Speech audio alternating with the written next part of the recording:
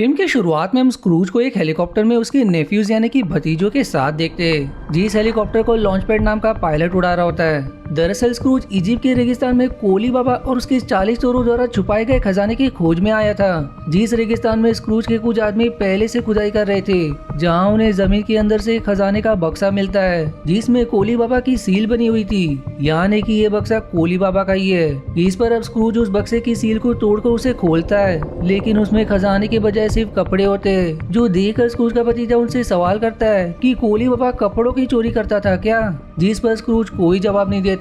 तभी उसके दूसरे भतीजे को एक कपड़े के जेब में से एक नक्शा मिलता है जो कोली बाबा के खजाने तक पहुंचने का ही नक्शा था, जो देखकर स्क्रूज बहुत खुश होता है। इसी बीच स्क्रूज का एक आदमी नेम डीजॉन, जिसने इस नक्शे को देख लिया था, वो पास ही की एक ऊंची पहाड़ी पर मॉलोक नाम के बुरे जादूगर से मिलता है, जो कई सालों से कोली बाबा के खजाने को पाना चाहता था, लेकिन वो अब तक सफल नहीं हो पाया था।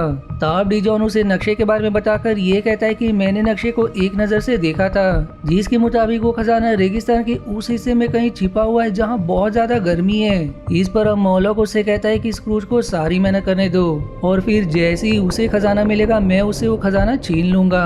जो ऐसा कहकर फिर वो एक चील में बदलकर वहां से उड़ जाता है। जिसके बाद हम स्क्रूज, लॉन्च पैड, डीजन और स्क्रूज के भतीजों को गर्म रेगिस्तान में देखते हैं, जहां वो सभी ऊंट पर बैठकर उस जगह जा रहे थे जहां नक्शे के अनुसार कोली बाबा का खजाना छिपा हुआ है। वहां पहुंचने पर उन्हें हर तरफ रेत ही रेत नजर आती है, पर अब अचानक से लॉन्च पैड के ऊंट के पैर एक पत्थर से टकरा जाता है, जिस कारण वो लॉन्च पैड से नीचे जमीन में आ गिरता है। इस पर अब स्क्रूज सवाल करता है कि क्या तुम्हें अब ऊंट की सवारी भी करना नहीं आती, जिस पर लॉन्च पैड बताता है कि रास्ते में एक पत्थर आ जाने के कारण वो गिर गया। जो सुनकर स्क्रूज के भतीजे उस पत्थर को पास से देखने लगते, जिससे उन्हें ये पता चल जाता है कि ये काफी विशालकाय पत्थर है। इसलिए स्क्रूज डीजॉन को एक शॉवल देकर वहाँ की रेत हटाने को कहता है। फिर वो सभी मिलकर उस पत्थर के आसपास की सारी रेत हटाकर देखते, जो एक विशालकाय पिरामिड निकलता है, जिसका साफ मतलब है कि कोली बाबा का खजाना इसी पिरामिड के अंदर छुपा हुआ है। वही मॉलोक, जो इस समय चील बना हुआ था, वो उस पिरामिड को देखकर खुश हो रहा था, क्योंकि जल्दी स्क्रूज उस खजाने तक पहुंच जाएगा, जिसे मॉलोक बड़ी ही आसानी से हथिया सकता है। आप स्क्रूज और बाकी सब उस पिरामिड के अंदर चले जाते, जहाँ रास्ते में बहुत सारे ट्रैप्स लगे हुए थे। इसलिए स्क्रूज के भतीजे खुद आगे जाने के बजाय कुछ कांच की गोलियों को ट्रैप्स पर फेंकते, ताकि वो लोग सुरक्षित रह सके। फिर वो सभी कांच की गोलियों की मदद से ट्रैप से बचते हुए ऐसी जगह जा पहुंचते जहाँ उनके नीचे की जमीन खुल जाती है, और फिर वो लोग रोलर कोस्टर की तरह राइड करते हुए एक दीवार के सामने जा पहुंचते, जहाँ फिर लुई नाम के भतीजे के जेब से कंचा निकलकर पास ही मौजूद एक ट्रैप के बटन को दबा देता है, जो देखकर वो सभी बुरी तरह डर जाते। लेकिन भाग्य से वो कोई ट्रैप नहीं निकलता, बल्कि उस दीवार को खोलने का बटन था, और अब उस बटन के दब जाने की वजह से सामने की दीवार खुल जाती है, जहाँ कोली बाबा का खजाना रखा हुआ था। पर उस खजाने तक पहुँचने के लिए उन्हें एक रस्सी के पुल को पार करना था, जिसे पार करके वो सभी खजाने तक पहुँच भी जाते। अब इस खजाने को देखकर वो सभी बहुत खुश होते, लेकिन उसी समय डीजॉन की नजर खजाने में रखे एक चिराग पर पड़ती है, पर वो उसे चुरा पाता उससे पहले स्क्रूज उसे बोरियां लाने के लिए भेज देता है, ताकि उन बोरियों में इस खजाने को रखा जा सके। अब डीजॉन के जाते स्क्रूज के भतीजे ने वेबी की नजर उस चिराग पर पड़ती है, जहां उसे लगता है कि वो कोई चाय की केतली है। इस पर अब वेबी स्क्रूज से सवाल करती है कि क्या वो इस केतली को अपने पास रख सकती है, ताकि वो अपने टी पार्टी में इसका प्रयोग कर सके, जिस पर स्क्रूज उसे चिराग रखने की अनुमति दे देता है। अब कुछ ही देर में वो लोग खजाने को बोरियों में भरकर दूसरी तरफ रख देते, जहां आखिरी बोरी को ले जाते समय वहां मॉलोक आकर उस खजाने को अपने कब्जे में ले लेता है, जिसके बाद वो रस्सी के पुल में आग लगाकर डीजॉन के साथ वहां से निकल जाता है। तभी स्क्रूज और उसके साथी जिस प्लेटफॉर्म पर खड़े थे वो नीचे की ओर जाने लगते हैं, जहां बहुत सारे सूमो क्रैब्स थे, जिनसे बचने के लिए वो लोग उस टोकरी के नीचे छिप जाते, जिसमें खजाना रखा हुआ था। फिर वो लोग टोकरी में छिपकर ही आगे बढ़ते, जहां उन्हें एक नदी मिलती है जो पिरामिड के नीचे से बह रही थी। फिर वो लोग उस टोकरी को नाव की तरह प्रयोग करके वहां से सुरक्षित बाहर निकल आते। वहीं दूसरी तरफ मॉलोक को खजाने में कहीं भी वो चिराग नहीं मिलता, इसलिए वो डीजॉन पर काफी गुस्सा करता है। दरअसल मॉलोक को खजाने की नहीं बल्कि उस चिराग की जरूरत थी, जिसे सदियों पहले कोली बाबा और उसके 40 चोरों ने चुरा लिया था। अब अगले सीन में हम वेबी और बाकी बच्चों को देखते, जहाँ वेबी जब उस चिराग को साफ कर रही होती है तो वो चिराग हिलने लगता है, जो देखकर बाकी बच्चे भी उस चिराग को साफ करने लगते हैं, क्योंकि वो देखना चाहते थे कि क्या ये सच में खुद से हिल रहा है या वेबी से हिला रही है। अब उनके ऐसा करते ही चिराग में से एक जीनी बाहर निकलता है जो हर बच्चे की 3 इच्छाएं पूरी कर सकता था, क्योंकि उन्होंने चिराग को घिसकर जीनी को बाहर निकाला था। इस पर अब लुई अपनी पहली विश मांगता है कि उसे मिलियन विशेष दी जाए, जिसके जवाब में जीनी बताता है कि वो ये विश पूरी नहीं कर सकता, बल्कि उन्हें सिर्फ 3 विशेष ही मिलेंगी। अब ये सुनकर वह भी उससे अपनी पहली विश के रूप में हाथी का एक बच्चा मांगती है, क्योंकि वह भी हमेशा से एक हाथी को पालना चाहती थी, जिस पर जीनी उसकी ये विश पूरी भी कर देता है। लेकिन फिर उनकी मेड घर के अंदर हाथी के बच्चे को देखकर काफी हैरान होते हुए स्क्रूज को सारी बात बताती है। अब स्क्रूज को अपने कमरे में आता देख उन बच्चों में से एक बच्चा ये विश मांगता है कि हाथी का बच्चा वापस से वहीं चले जाए जहाँ से वो आया है, जिस पर अब जीनी उसकी विश भी पूरी कर देता है। इसलिए अब कमरे में आने पर स्क्रूज को कोई हाथी नजर नहीं आता, लेकिन उसे अलमारी से किसी की आवाज आती है, क्योंकि बच्चों ने जीनी को चिराग में वापस भेजने के बजाय उसे अलमारी में छिपा दिया था, जिसे स्क्रूज देख लेता है। तब वो बच्चे बताते हैं कि ये हमारा दोस्त है जो आज रात यहीं रुकेगा। अब इसके बाद स्क्रूज उस जीनी को बच्चा समझकर उसे आज रात वहीं रुकने की परमिशन देकर वहाँ से चला जाता है। फिर रात के समय एक पक्षी को घर के बाहर आता देख जीनी बुरी तरह से डर जाता है, जिस पर बच्चे बताते हैं कि ये सिर्फ एक उल्लू है जो अक्सर घर के बाहर वाले पेड़ पर आया करता है। फिर जीनी उन्हें अपने पहले मास्टर मॉलॉक के बारे में बताते हुए कहता है कि मॉलॉक ने अपनी पहली विश में ये मांगा था कि वो अमर रहे, और इसी तरह उसने बहुत सारी विशेष मांगकर मुझसे बुरे काम करवाए। जो सुनकर लुई उससे सवाल करता है कि आखिर मॉलॉक इतनी सारी विशेष कैसे मांग सकता है, क्योंकि तुम किसी भी इंसान की सिर्फ 3 ही विशेष को पूरी कर सकते हो। जिसके जवाब में जीनी बताता है कि मॉलॉक के पास एक जादुई तलिस्मान है, जिसे चिराग में लगाने पर उसको अनलिमिटेड विशेष मांगने की शक्ति मिल जाती है। अब अगले दिन हम उन दोनों बच्चों को जीनी से अपनी अपनी विश मांगते देखते हैं, जहां वो लोग एक बड़े से आइसक्रीम संडे की मांग करते हैं, और इसी तरह की विशेष मांगकर सभी बच्चों ने अपनी 2-2 विशेष मांग ली थी।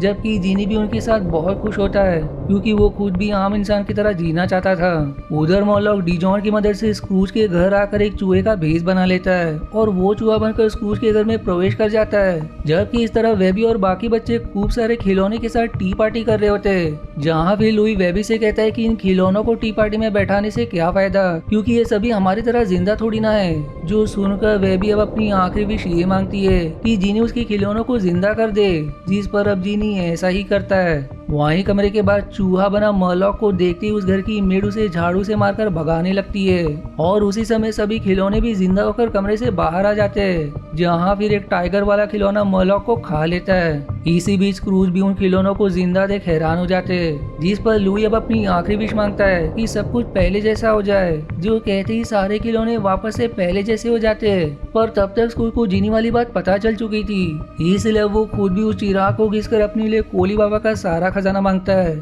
जो खजाना अब चूहा बने मॉलॉक के ऊपर आ गिरता है, जिसकी बांस को जीनी को वापस से चिराग में आने को कहता है। लेकिन जीनी वापस आना नहीं चाहता था, क्योंकि उसे चिराग के बाहर रहना पसंद था, पर स्क्रूज के दबाव के कारण वो चिराग में चला जाता है, क्योंकि अब स्क्रूज ही चिराग का मालिक था।